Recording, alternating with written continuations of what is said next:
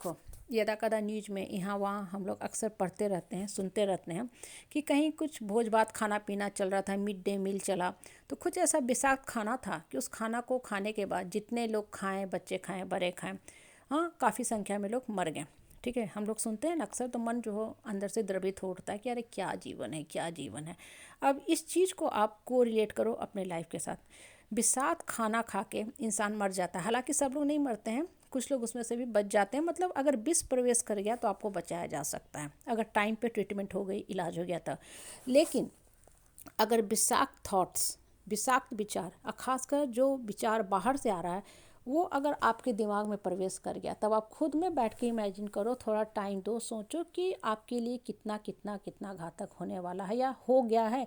हम लोग कभी समझ ही नहीं पाते हैं इस चीज़ को कि हमारे जीवन की जो दशा हो गई ना, ऐसा क्यों हो गई। और हमको लगता है मेरा जीवन खराब हो गया। खराब हो गया का कारण बाहरी नहीं है, खराब हो गया का कारण आप खुद हैं, क्योंकि आप अपने जीवन का कंट्रोल अपने हाथ में नहीं रखे। आप जीवन को समझ ही नहीं पाए, जीवन की परिभाषा डिसाइड नहीं कर पाए कि आपको अपने लाइफ को मीनिंगफुल कैसे बनाना है। आपका जीवन क्यों खराब हो गया? इसलिए खराब हो गया क्योंकि आपके मन में सिर्फ और सिर्फ विषाक्त विचार, पॉइजनस थॉट्स चल रहे थे। और उसमें से भी आप विषाक्त, पॉइजनस, टॉक्सिक जो लोग होते हैं ना, परिवार में, समाज में जहाँ आप रहते हो, उन लोगों के साथ बहुत ज़्यादा बैठते थे। तो धीरे धीरे धीरे आपके माइंड के अंदर एक नहीं सैकड़ों की संख्या में जो टॉक्सिक थॉट्स थे, नेगेटिव थॉट्स थे, वो घर करते चले गए।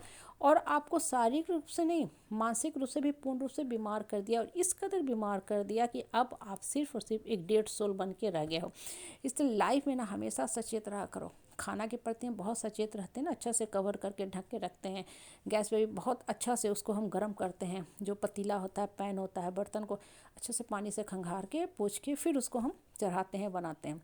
खाना के प्रति तो मन के प्रति भी इतना ही सचेत रहा करो। नहीं तो मन जहाँ विषाक्त हुआ या विषाक्त लोगों की बातें आपके घर में प्रवेश करना शुरू हो गई ना, तो आपका पूरा जीवन बर्बाद हो जाएगा। बहुत बार लोगों को समझ में नहीं आता है, फूड पॉइजनिंग हो जाता है ना। कभी कभी सुनते हो ना, खाना खाए, अरे पनीर ख़राब था, या वहाँ का कुछ छोला कुलचा खा लिए, छोले भटूरे खा लिए, किसी पार्टी में, फंक्शन में खा लिए, या ख़राब खाना था, या कहीं से कुछ इंसेक्ट वगैरह गिर गया होगा जो हमें पता नहीं, पेट में चला गया, फूड पॉइजनिंग हो गया।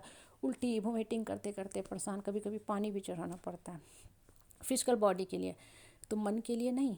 मन विषाक्त नहीं होता है, हाँ माइंड पॉइजनिंग होता है कि नहीं। सोचना चाहिए खुद में बैठ के, हमें अकेले में, शांत में, कि मेरा मन क्यों पॉइजन होता गया, तो वहाँ पे रुकना चाहिए ना।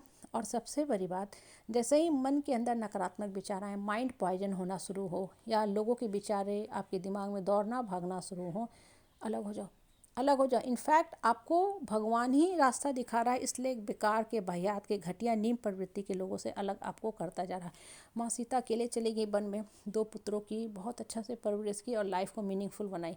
आज भी उनके दोनों पुत्रों का नाम लिया जाता है कि बहुत अच्छा से परवरिश की। हाँ, दुनिया में कोई भी अकेले नहीं है। माँ सीता के साथ भी माँ जगदम्बा थे, भगवान थे। द्रौपदी के साथ श्री कृष्ण आए मदद करने के लिए।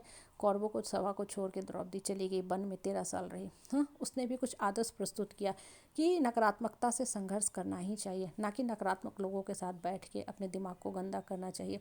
हमारी लाइफ में भी देखो यही चीज़ होता है। बहुत बार आपके मन में ये कुंठा की भावना घर करने लगती है, अरे सब लोग हमको छोड़ दिया, हम कैसे सरवाइव करेंगे, नहीं रह सकते हैं। आपको खुश होना चाहिए, भगवान को शुक्रिया अदा करना चाहिए, ग्रैटिट्यूड का फीलिंग रखना चाहिए कि हे भगवान, तू मेरा कितना मददगार है, कैसे तुम हमको साइलेंट वे में हेल्प कर रहे हो, मदद कर रहे हो। तुम मुझे एक नकारात्मक समाज से, निगेटिव वर्ल्ड से निकाल दिए। पेन मुझे मिला, वो पेन बेसिकली मुझे पेन देने के लिए भगवान ने नहीं दिया, मुझे पेन दिया है पावरफुल बनाने के लिए। जब मैं अपने पेन के साथ बैठी, तब मुझे अपने अंदर की शक्ति का परिचय चला कि मेरे पास कितनी शक्ति है। मैं अपने आप को पहचानी, जिससे मैं आज तक अनजान थी। आज तक मैं लोगों के भरोसे बैठी रहती थी कि अरे लोग अच्छा से बात करें, घेरे हुए हैं, दिन भर फेसबुक, व्हाट्सएप मैसेज आता है, इसका मतलब हम बहुत इंपॉर्टेंट है। मतलब आपको अपना इंपॉर्टेंस का कदर पता खुद नहीं था, आप लोगों के भरोसे बैठे थे। इसलिए जो लोग आपको इंपॉर्टेंस दिए, आज आपको गिरा के भी चलते बने, तो आप दुख में चले गए। इसलिए पेन बहुत ज़रूरी है जीवन में ना।